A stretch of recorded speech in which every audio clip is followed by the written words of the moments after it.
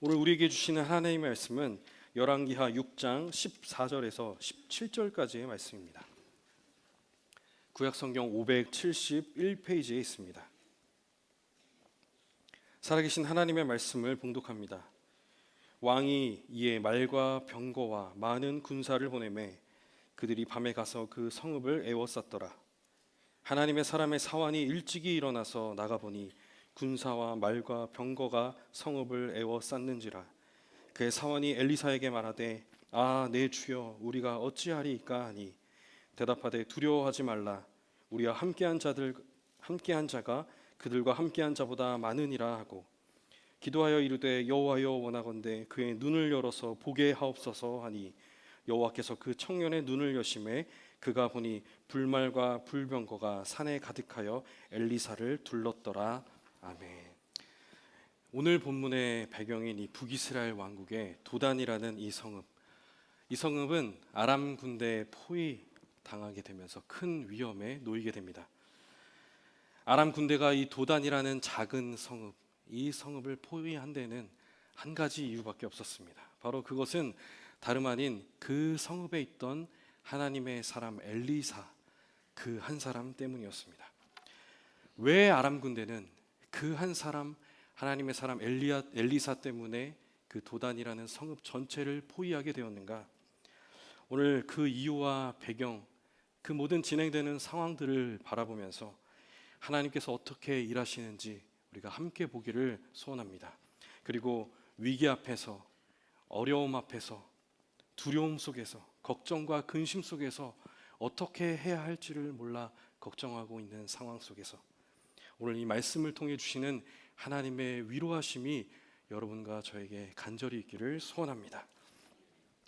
아람 군대가 이 도단이라는 성읍을 포위하고 있는 배경과 그 상황을 먼저 함께 살펴보도록 하겠습니다. 아람 왕은 북이스라엘과의 전쟁을 치르고 있었습니다. 이 전쟁에서 승리하기 위해서는 각 지역에서 국지적으로 일어나고 있는 전투들에서 승리를 해야 했습니다. 그리고 이 전투를 승리하기 위해서는 치밀하게 잘 짜여진 전략과 전술이 필요했습니다. 아람 왕은 그의 신복들과 함께 어디에서 어떻게 진을 치고 어떻게 공격하고 할지에 대해서 함께 논의하고 고민하면서 결정했습니다. 저희가 읽은 본문 앞에 있는 8절 말씀에 이렇게 이야기하고 있습니다. 그때 아람 왕이 이스라엘과 더불어 싸우며 그의 신복들과 의논하여 이르기를 우리가 아무데 진을 치리라 하였더니. 전략과 전술은 이 전투의 승리를 좌지우지하고 있기 때문에 이 모든 전략과 전술의 내용들은 전투가 있기 직전까지는 기밀에 붙여졌습니다. 보통 이 전술은 아람 왕의 침실에서 시작이 됐는데 아람 왕의 침실, 왕의 침실, 아무나 들어갈 수가 없는 곳이죠. 왕이 지명하고 지목한 사람만 그 침실에 함께 들어와서 전략과 전술 회의를 하는 겁니다. 이번 회의에는 너 들어와. 그래서 함께 왕과 전략과 전술 회의를 하고 그 내용들은 이 문을 나서는 순간 기밀에 붙여져서 아무도 알지 못하다가 전투 때 딱 그 전략이 발휘가 되는 것입니다. 왕이 지명한 자들이 이 왕의 침실에 들어와서 전략과 전술을 함께 공유하고 나가서 이제 전투하면 결과가 나오겠죠. 승리하냐 아니면 패배하느냐. 그리고 함께 왕과 함께 이 전략과 전술 회의를 한 군 수뇌부들은 그 책임을 지게 될 것입니다. 심한 경우는 자기의 자리를 내놓든 아니면 더하면 이제 목숨을 내놓게 되는 경우도 있겠죠.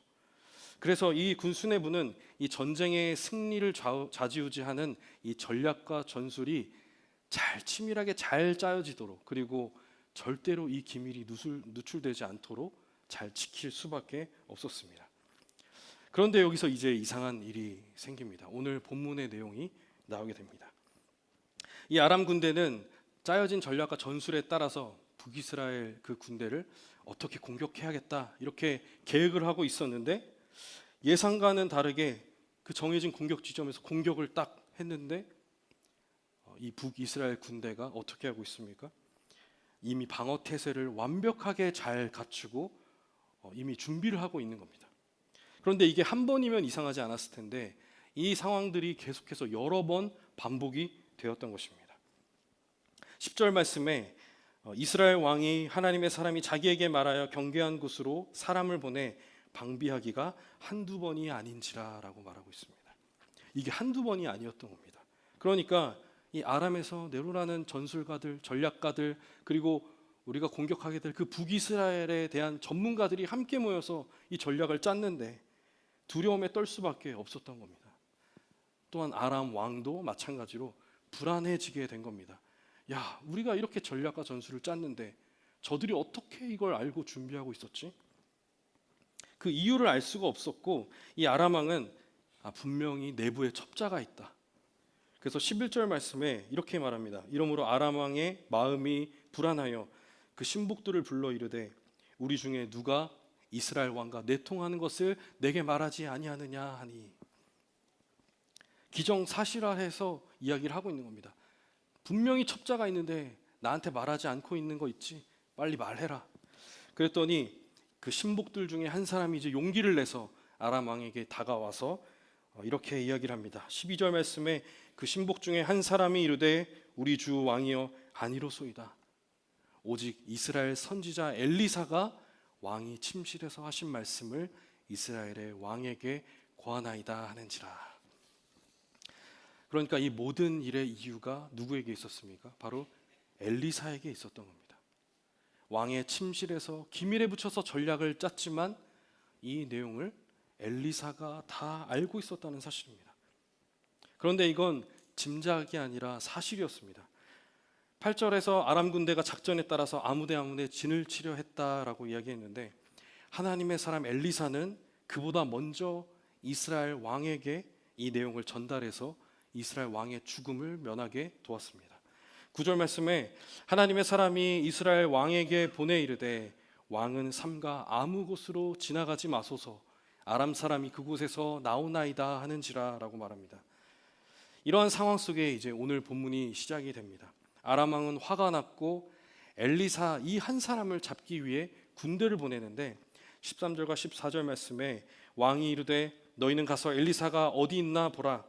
내가 사람을 보내어 그를 잡으리라. 왕에게 아뢰어 이르되 보라 그가 도단에 있도다 하나이다. 왕이 이에 말과 병거와 많은 군사를 보내매 그들이 밤에 가서 그 성읍을 에워쌌더라. 이 왕이 얼마나 화가 났는지 그 엘리사 한 사람만 그저 잡아오면 되는 건데 이 엘리사가 도단에 있다고 하니 이 도단 전체를 포위를 한 겁니다. 단순히 한 사람만 잡으면 되는 일인데 만약에 여러분들이 지금 잠실동에 계신데 누군가 여러분들을 잡기 위해서 이 서울시 전체를 포위했다고 한번 생각해 보시기 바랍니다. 이 도단은 순식간에 공포에 휩싸이게 됐습니다. 그런데 이 공포, 이 두려움이라는 건 이거 참 신기합니다. 우리가 평소에 보던 것도 잘 보지 못하게 하고 알던 것도 깨닫지 못하게 하고 기억하고 있던 것도 생각하지 못하게 합니다. 이 두려움.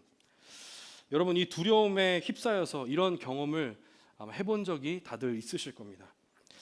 저는 제가 참 겁이 많습니다. 겁도 많고 두려움도 많고 그래서 이런 경험이 참 많습니다.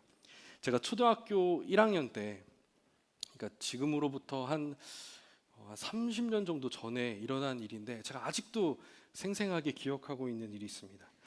제가 다니던 교회는 노회에서 성경고사를 항상 해서 교회에서 시험을 먼저 보고 대표를 뽑아서 노회에서 이제 성경고사 시험을 보고 노회에서 이제 또 뽑히면 총회에서 총회 성경고사를 보고 이제 이런 시스템을 갖춰져 있는 교회였는데 저는 이제 아시는 분 아시겠지만 저희 부모님이 목회를 하셨기 때문에 신앙으로 또 잘 준비도 되고 예배도 항상 많이 드리고 하니까 이제 주어들은 성경 지식들이 좀 많이 있었습니다. 그래서 이제 심심풀이로 교회에서 시험 본다고 하니까 나갔는데 그만 덜컥 1등을 해버렸습니다. 그러니까 저도 그랬지만 저희 가족들과 온 교회가 이제 저의 천재성을 알아본 거죠. 그래서 이제 교회 대표로 노회 성경고사 대회를 이제 준비하게 됐는데 제가 어린 나이였지만 아주 새로운 것을 제가 깨닫게 됐습니다. 뭐냐면 하나님의 말씀 이 성경 참 이 하나님의 은혜가 가득한 이 말씀, 이 성경을 공부하면서도 지옥을 경험할 수 있구나. 제가 이것을 알았습니다. 공과 공부 그 교재를 이제 공부를 하게 되는데 이제 1년이 52주잖아요. 그러니까 52과로 이제 구성이 돼 있고 매 과마다 외울 말씀들이 이제 한 구절에서 두 구절씩 이제 쓰여 있었습니다. 그럼 이제 그걸 기본적으로 다 외워야 성경고사에 출전할 수 있는 겁니다. 뭐 그런 자격은 아니지만 그렇게 훈련을 받은 거죠. 그래서 이제 그 초등학교 1학년짜리 애가 그 52과의 최소 52구절을 이제 외우기 시작하는 겁니다. 그리고 이제 이 교육을 저희 어머니가 시키셨어요. 저희 아버지가 목사인데 어머님이 이제 시키셨는데 그 교육을 하실 때 항상 그 곁에 50cm 자를 이렇게 딱 두셨습니다. 근데 이 자라는 물건이 용도가 뭔지 아시죠?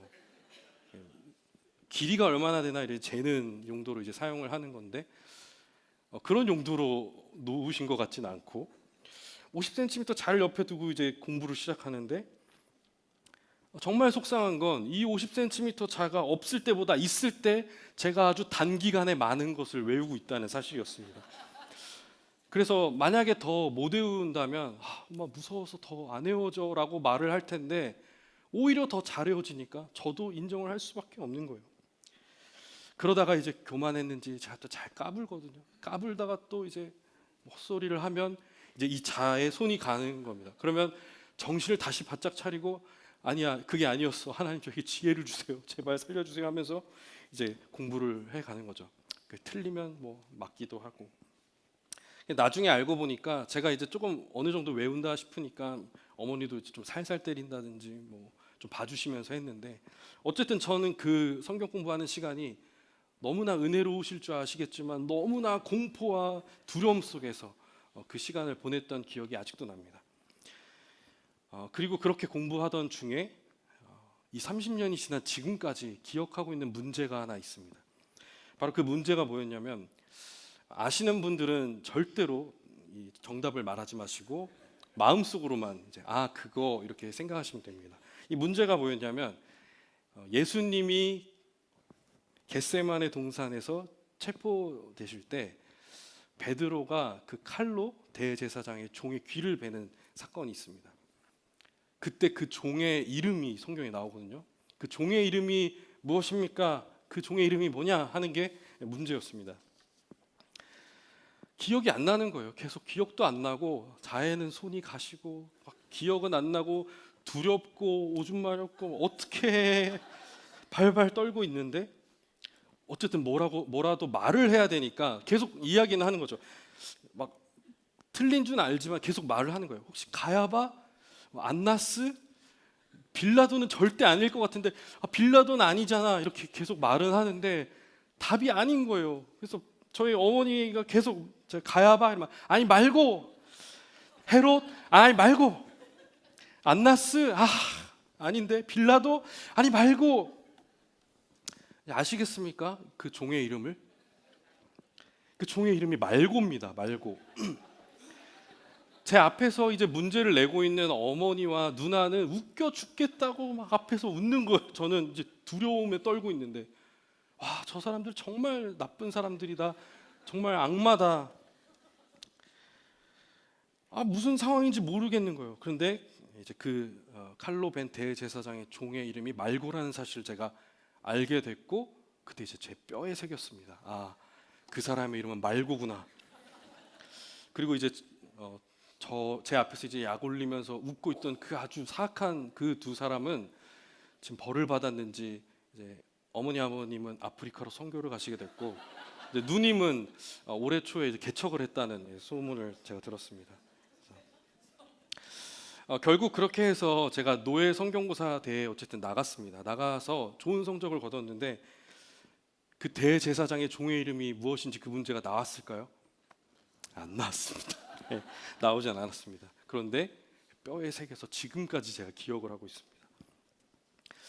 오늘 이 본문에서 하나님께서 그 눈을 여시기 전까지 아무것도 보지 못하고 있던 이 엘리사의 사환, 하나님의 사람의 사환의 이야기를 우리가 보고 있습니다.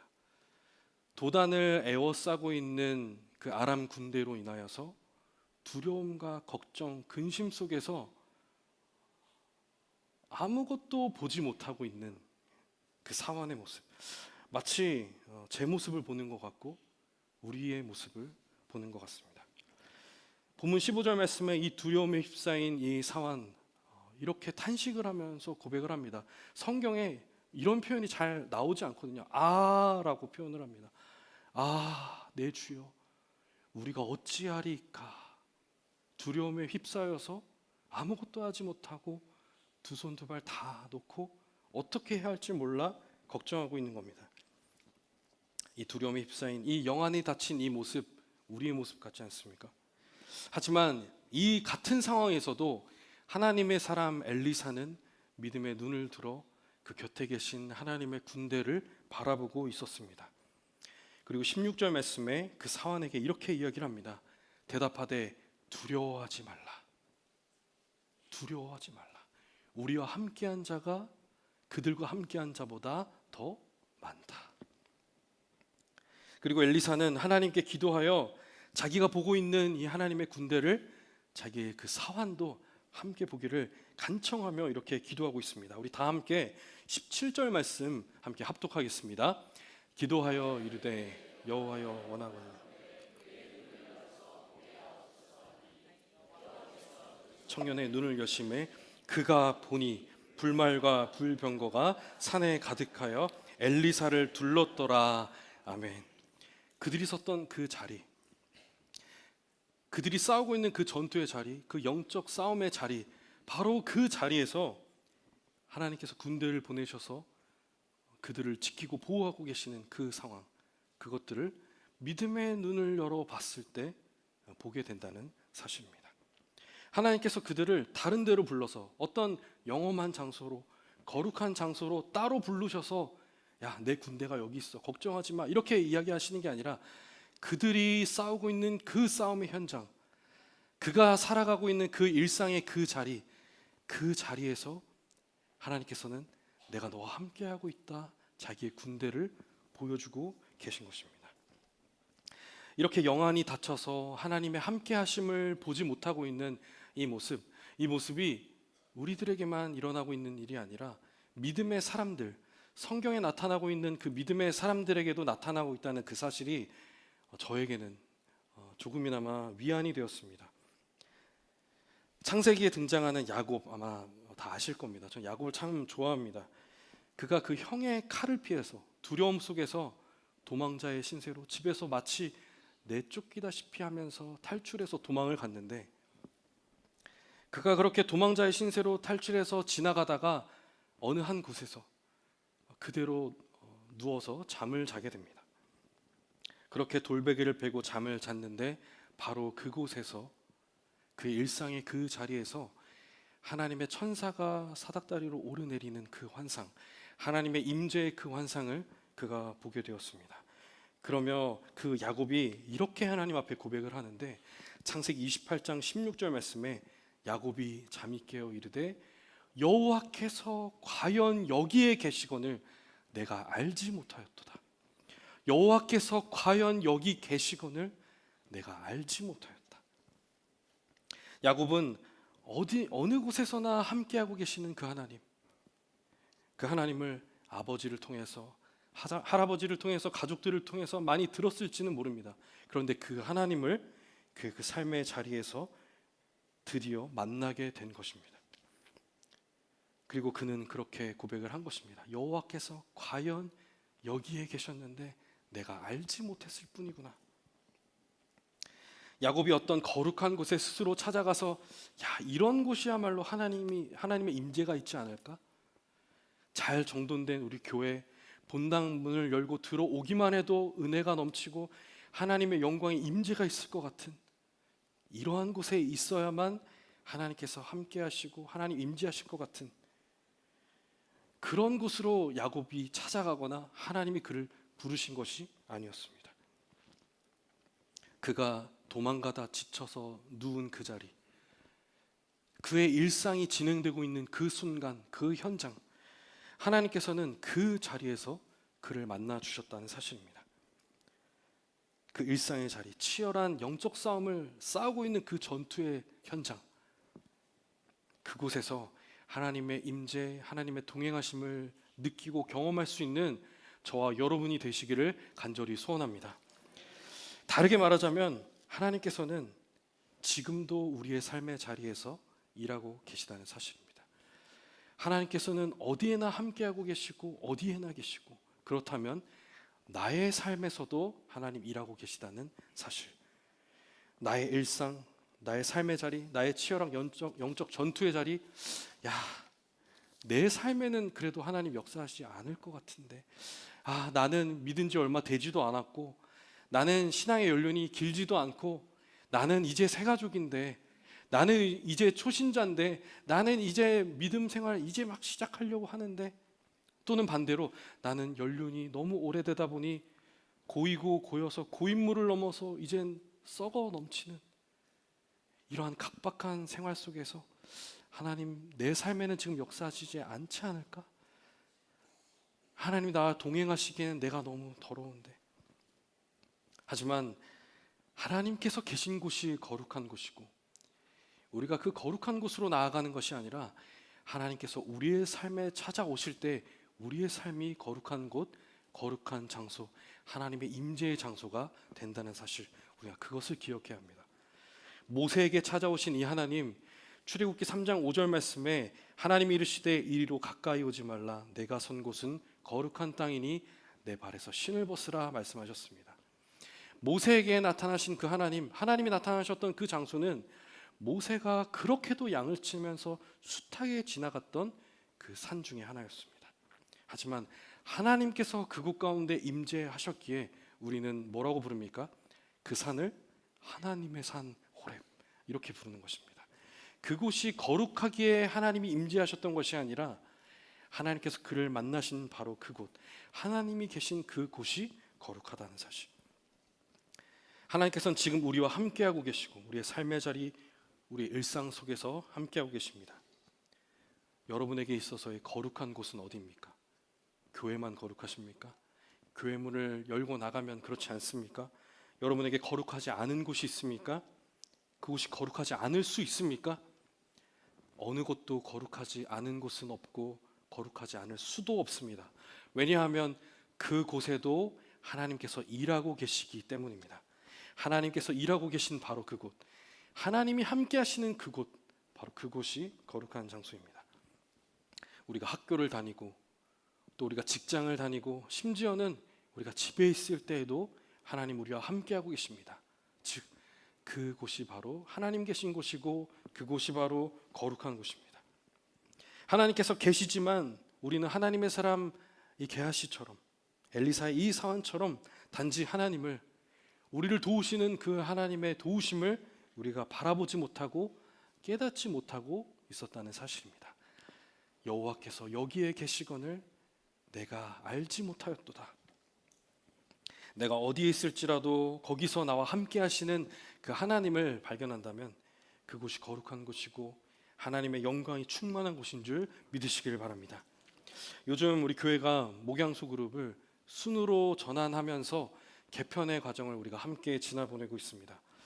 저는 너무나도 기대되는 것이 바로 이 소그룹을 통하여서, 이 생명력 넘치는 소그룹을 통해서 우리의 일상 가운데에서 일하시는 그 하나님의 은혜를 우리가 함께 나누면서 더 풍성해질 수 있을 거라는 이 기대감, 이것 때문에 저는 너무나 기대되고 설렙니다.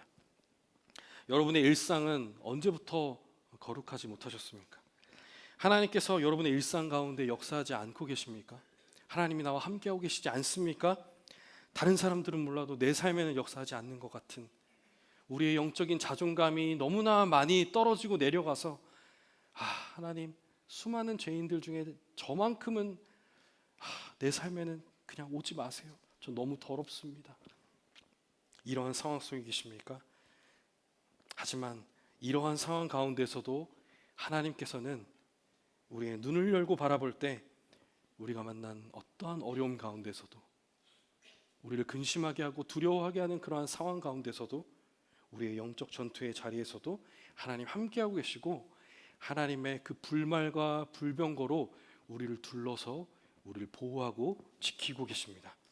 우리의 눈을 열어볼 때 우리의 상황 가운데, 우리의 삶 가운데 하나님 함께하고 계시다는 사실을 기억하시길 바랍니다.